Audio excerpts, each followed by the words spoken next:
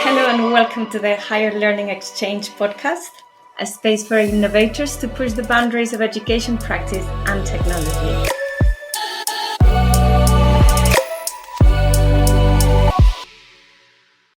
Hello and welcome. I am Carmen Tomás, your host today, and I'm joined by Inés. Hello, Inés.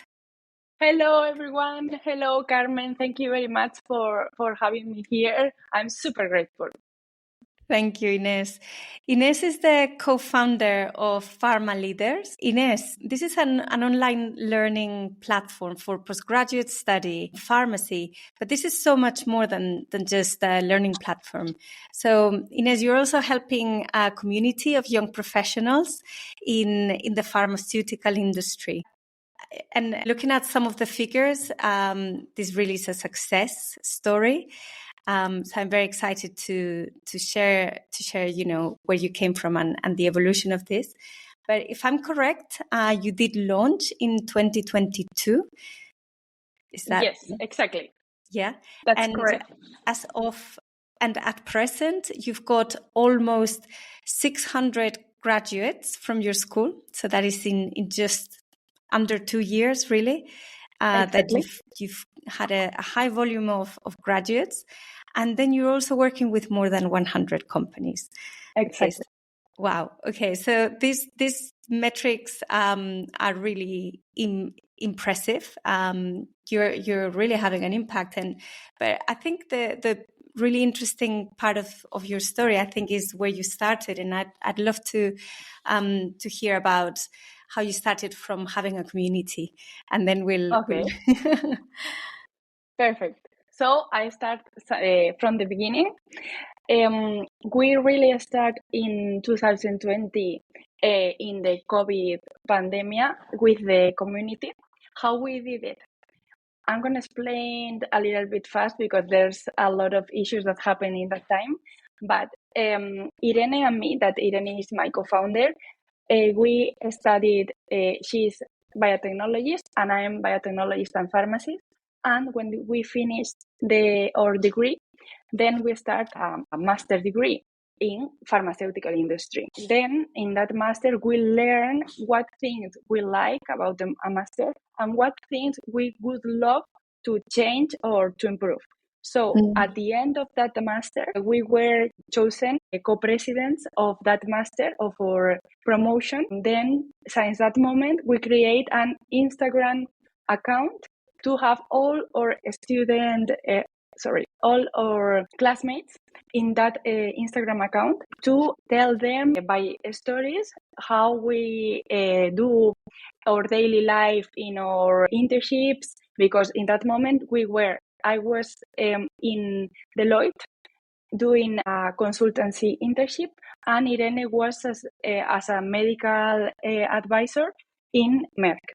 So during that period, we were with that Instagram, and a lot of people start joining that Instagram and asking questions about the pharmaceutical industry.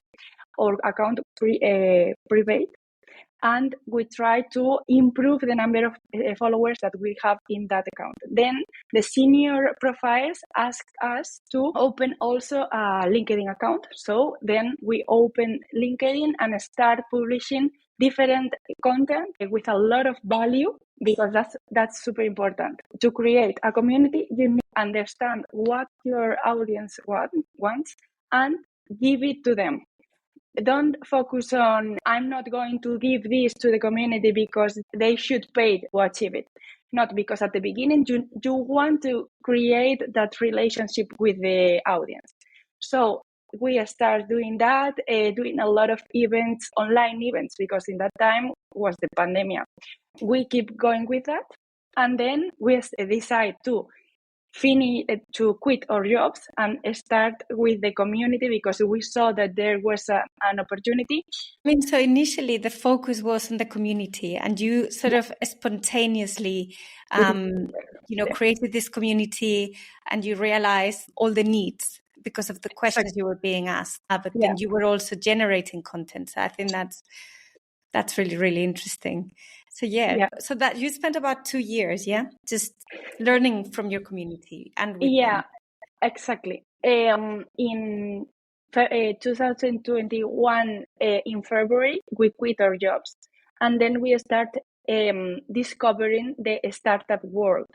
There is a super inspiring ecosystem that makes you understand how to create products or different services with a different methodology, focusing in the client and the feedback of the client. So we were doing that with the community, but with these learnings that we were achieving from the startup ecosystem, we understand how to discover the big need of our community. That was our master that I'm going to tell you in a few minutes. Okay. So, but I mean, and how did you, so how did you come to identify this gap? Because I mean, this is really it's everything. And, and you know, I'm coming from the point of view of having worked with several institutions and trying to find, let's say, marketable courses or identify a need. So I think what you've done is really significant. So how did you do this, and how did you sort of commit it to the provision that you've created? Okay, we did it in 3 ways. First of one, we went to the universities to talk about pharmaceutical industry. And when we went there and talking with the students face to face, they asked us to create that master, because the problem was that most of the talent have a big issue to get into the pharmaceutical industry because 2 things. Firstly, they don't have any knowledge about the pharmaceutical industry as a potential trajectory in their lives. And in the other part, there was a big limit to access to the pharmaceutical industry, that was the prices of the masters that they have to access to the pharmaceutical industry. They were super high, and most of the talent cannot pay them. Wow. So they ask us, please design a master to access to the pharmaceutical industry. That was one way. Another way was we had a lot of followers in Instagram and LinkedIn, and we tried to ask them what were their different pains to access to the pharmaceutical industry or related with pharmaceutical industry. They keep telling us this thing. And other part was in the events. When we organize events with professionals that talk about their daily life in the different departments of the pharmaceutical industry, we saw that a lot of people doesn't know how the pharmaceutical industry works, and also the professionals told us that they had the same problem to access to the pharmaceutical industry. So this keep happening like for 20 years or something else. So that's how we achieve it. But the main point is that you have to call people. That's super important. And also chat with them, but not only by email, because email doesn't give you enough input to have conclusions. You have to call them, talk to them, have your questions, and develop from that. So this process of investigating and talking to your audience and talking to your future clients, basically, how long did it take you? Because I know just how intensive that can be. That can be really consuming. Yeah. How long did it take you? How much time? I mean, if we can quantify it. I mean, since we quit our jobs, we start to testing and validating different business models, because we don't have like, oh yes, we are going to do a master degree. No, firstly, we tried with a subscription. So all through August, I remember that every single day we called around, 30 or 50 people every single day in August, talking with them, chatting with them. Then at the final of August, we decide, okay, the subscription doesn't work, because it would be nice to have, but people don't have the desire to have it, Then we decide, okay, let's do an MVP, minimal viable product, with 4 courses for the pharmaceutical industry. But at that moment, we didn't know how to do an MVP. So we create a huge course to sell it. Then when we record everything, edit everything, because all of this is online, we launched these courses and we don't have any sales.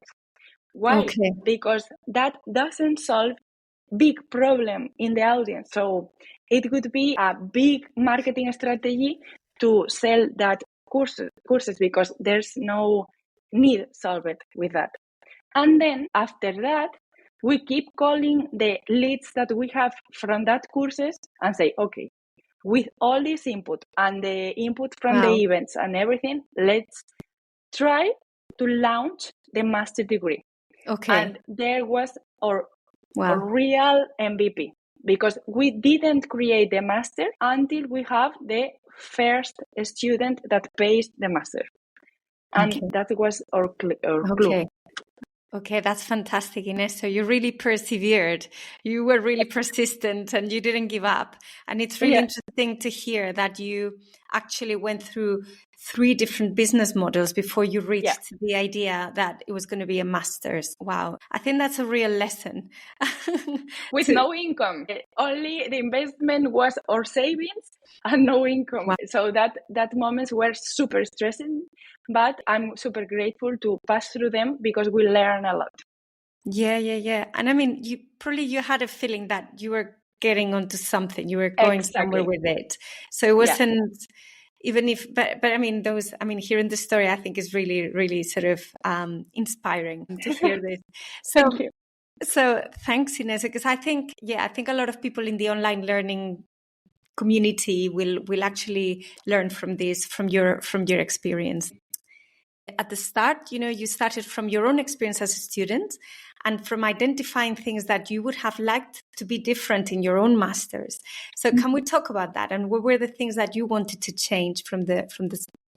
Okay, there's a few. So as students, because at the beginning we thought like students because we were students.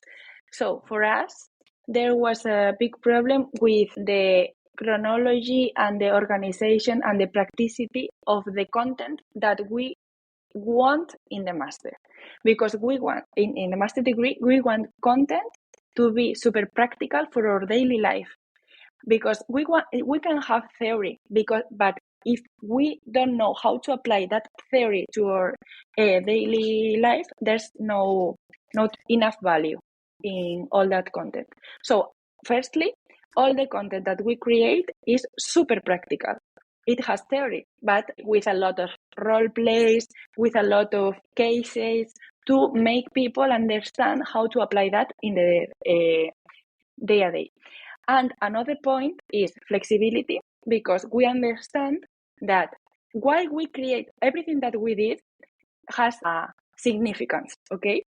Like a meaning. Firstly, why we are online?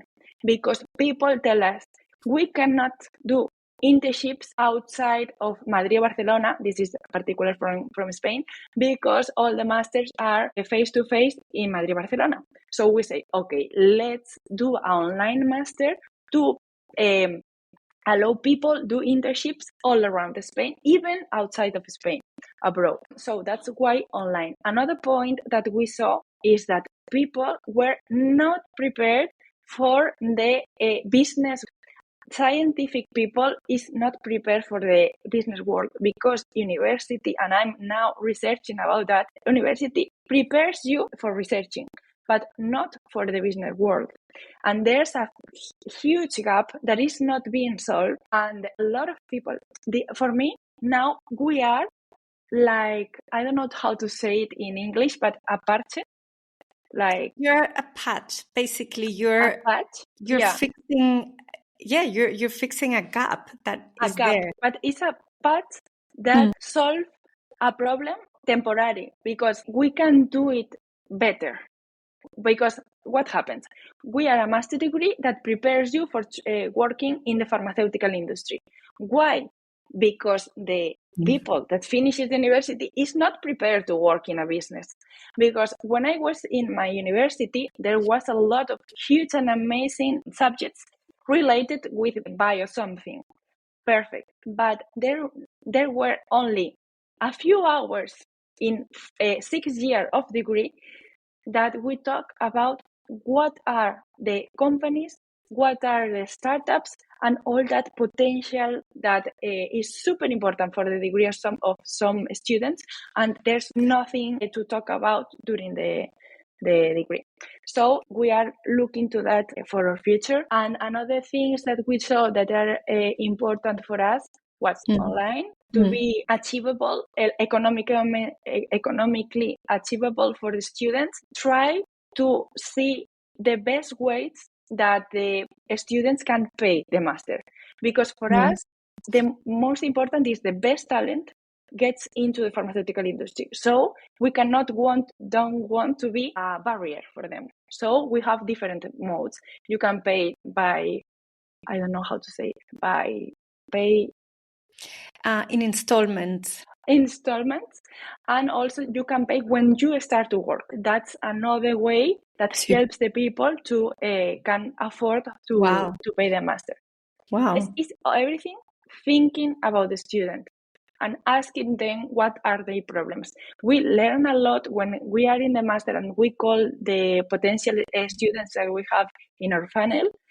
They teach us a lot because they told us what are what they are struggling with and what are their concerns, and all that info gives you tips to improve.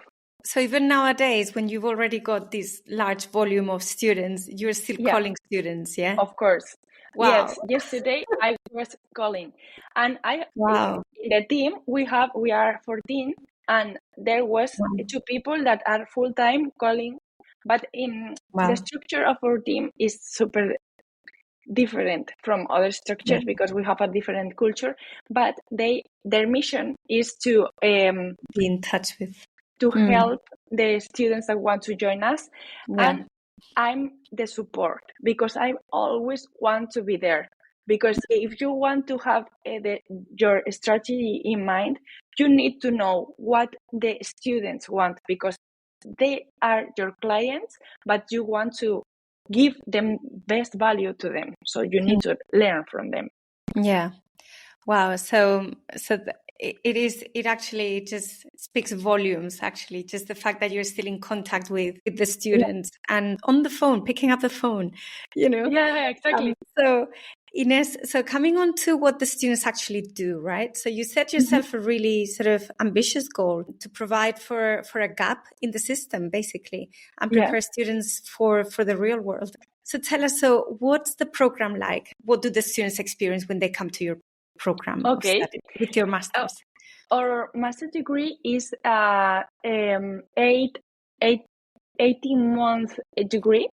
Is 100% online, and they start, for example, in September, and they have all that time to finish the theory, that they have it in small videos edited like YouTube channel, because you need to understand that the new generation are super used to the video experience, and they are super critic with that. So you need to have a good quality of editing and super engaging, because if their videos are not engaging, the people are going to go through them and try to pass through the test. But we test that, how long the student stays in the video, to understand if the video is engaging or not. So you have that theory that we create, the professionals write the theory, and we talk to the students in a video, because we want to manage how we communicate that content, because some professors or some professionals don't have the skills to communicate well in video. We want to do that with the info that they gave us. So everything was signed by them, of course, because we don't have that knowledge in our minds, but we communicated. So you have the theory. Also, you have webinars online with that teachers that came to solve doubts with the students. And also you have a mentor all through the master, because that's super important for the students to solve all their doubts, and also to be the person to ask for help, because most of the time they are super lost in that world. And also we have a network of professional mentors that you can book a call with them and talk with them. They work all around the different multinationals of the pharmaceutical industry. Wow. Because that was a learning, because the student asked us, a lot of students. So we say, okay, this how we can fix this problem, and we organize it in that way. Wow, amazing. And also during these 18 months, they also have their internships that they can do it at the same time of the theory or after the theory. This is super flexible because we know the students have or they are finishing their PhD, or they are finishing their degree, or they are working at the same time. So we need to be super flexible with them. And the internships are in the different big pharmas or different pharmaceutical companies that we have in our. So tell me a little bit about the internships. So what sort of roles are they doing? And you've mentioned they're doing this online 100%? They are doing the master 100% online, but the internships are all of them 100% face-to-face, like presential or on-site. So the internships are around 1 year, most of them, and are in different departments of the pharmaceutical industry. They can be working in marketing, sales, market access, regulatory affairs, and a lot of different positions that we go through them during the master. And they are going to be there, like all the internship that we offer are paid, because in Spain there was a lot of problem with that, a lot of internships that are not paid. So we assure that they are going to be paid, and if not, we don't collaborate with the organization, because that's our values. So if we assure that for the student, we are not going to say, no, in this internship you are not going to be paid. That's not possible, because these persons are people super prepared for the world. So, and there's a few things. There's a lot of more things that we offer, like visiting the different big pharmas to learn from them. But all of these things we are learning from the students. Wow. Okay. And you keep growing. I can see that you've not stopped here, right? You're just getting started. I can see that. I think there is so much detail and so much more I'd like to ask, but I think we're going to move on to the closing question. And I wanted to ask you precisely, like, what is next for FarmaLeaders? So in FarmaLeaders now, we want to solve this big problem. I mean, now we are that patch for a gap that is there in the society. But why not solve it definitely?